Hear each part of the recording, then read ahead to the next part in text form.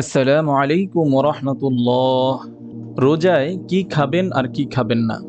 রমজান মাসে সবাই খাবারের প্রতিযোগিতায় নেমে পড়ে। কে কত খেতে বা কত রান্না করতে পারে তার প্রতিযোগিতায় নেমে পড়ে। কিন্তু এসব ভাজাপোড়া খাবার খেয়ে কি হতে পারে তা কি জানি। সারাদিন রোজা রেখে পাকস্থলী খুব ক্ষুধার্ত ও দুর্বল থাকে। তারপর যদি এত রকম খাবার একসঙ্গে খাওয়া হয় তাহলে কি অবস্থা হবে। পেটের সমস্যা, মাথা ব্যথা, দুর্বলতা, অবসাদ, আলসার, অ্যাসিডিটি, হজমের সমস্যা ইত্যাদি হবে রোজার নিত্যসঙ্গী।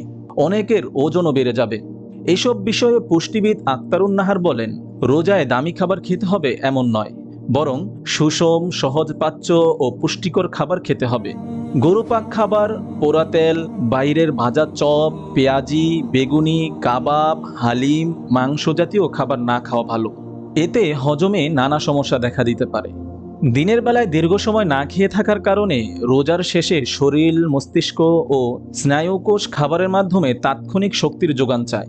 তাই দীর্ঘ সময় পর ইফতারের খাবারটাও তেমন সহজ ও সুপাচ্য হওয়া চাই স্বাস্থ্যকর, পুষ্টিকর ও সুষম খাবার। ইফতারের শুরুতে সাধারণ পানি 1-2 ঢোক পান করে 1 গ্লাস বানানো ফলের শরবত হলে ভালো হয়। খেজুর, চিরা, চালের জাউ ইত্যাদি খাওয়া যেতে পারে।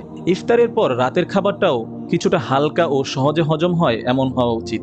যেমন লাউ, লাউ শাক, মিষ্টি কুমড়া, শসা, পটল, ঝিঙে, কচু শাক, কচু ইত্যাদি ঝোলের তরকারি। 1 টুকরা মাছ অথবা 1 টুকরা মাংস হতে পারে। সাহরিতে খুব বেশি পরিমাণে খাবার না খেয়ে রুচি অনুসারে স্বাভাবিক খাবার খাবেন। সারাদিন খেতে পারবেন না বলে ইচ্ছে মতো ওদরপূর্তি করে খাবেন না। পেটের 1/4 খালি রাখবেন। আর মনে রাখবেন, একজন মানুষের সারাদিন যে পরিমাণ পানি খরিত হয় সেই পরিমাণ রাতে পান করা উচিত। রোজায় কি খাবেন আর কি খাবেন না। খেজুর বা খুরমা অবশ্যই খাবেন। এতে আছে শর্করা, চিনি, sodium, calcium, magnesium, phosphorus, iron, copper, sulphur, manganese, silicon, chlorine, fibre, যা সারাদিন রোজা রাখার পর খুবই দরকারি। চিনিযুক্ত খাবার বাদ দিলে ভালো হয়। এটা খুব তাড়াতাড়ি রক্তে চিনির মাত্রা বাড়িয়ে দেয়, ওজন বাড়ায়। তাই যথাসম্ভব চিনি ও চিনিযুক্ত খাবার কম খান। সবজি ও ফল খেতে হবে নিয়মিত। তা না হলে এ সময়ে কোষ্ঠকাঠিন্য হবে নিত্যসঙ্গী। এই গরমে অন্তত 8 থেকে 10 গ্লাস পানি না খেলে হজমের সমস্যা হবে। ইফতারের পর থেকে ঘুমাতে যাওয়ার আগ পর্যন্ত একটু পরপর পানি খেতে হবে। সুষম খাবার খেতে হবে। আমিষ, শর্করা, চর্বি, ভিটামিন, দুধ, দই, মিনারেল, আঁশ ইত্যাদি খেতে হবে নিয়মিত। আঁশ সমৃদ্ধ খাবার যেমন লাল আটা, বাদাম, শস্য, ছোলা, ডাল ইত্যাদি খেতে হবে।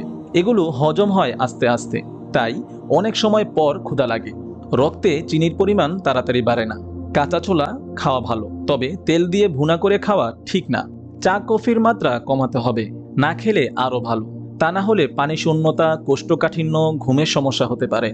সাহরিতেও খুব বেশি খাওয়া বা সাহরি না খাওয়াও ঠিক না। সাহরি না খেলে শরীর দুর্বল হয়ে যাবে। ভাজাপোড়া ও গরুপাক খাবার যেমন ছোলা ভুনা, পেঁয়াজি, বেগুনি, চপ, হালিম, বিরিয়ানি ইত্যাদি বাদ দিতে হবে। প্রতিবেলা মাংস না খেয়ে অন্তত একবেলা মাছ খেতে চেষ্টা করতে হবে। সহজ পাচ্য খাবার, ঠান্ডা খাবার যেমন দই চিরা খাবেন। তাহলে সারাদিন রোজা রাখা নাজুক পাকস্থলী ঠিকমতো খাবার হজম করতে পারবে। কোষ্ঠকাঠিন্য হলে ইউসুফগুল খেতে পারেন। বেশি দুর্বল লাগলে ডাবের পানি বা স্যালাইন খেতে পারেন ইফতারির পর। কোমল পানীয় ঘুমের সমস্যা, অ্যাসিডিটি, আলসার ইত্যাদির কারণ। তাই এই কোমল পানীয়কে সারা জীবনের জন্য পারলে বাদ দিন। বিভিন্ন রোগে আক্রান্ত যেমন ডায়াবেটিস, হৃদরোগ, কিডনি ইত্যাদি রোগীরাও রোজা পালন করতে পারবেন। তবে সংশ্লিষ্ট বিভাগের চিকিৎসকের পরামর্শে ওষুধের ডোজ, খাবার দাবার ও নিয়মকানুন জেনে নেওয়াই ভালো।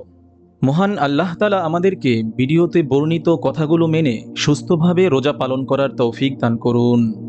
আমিন। জাযাকাল্লাহ, জাযাকাল্লাহ।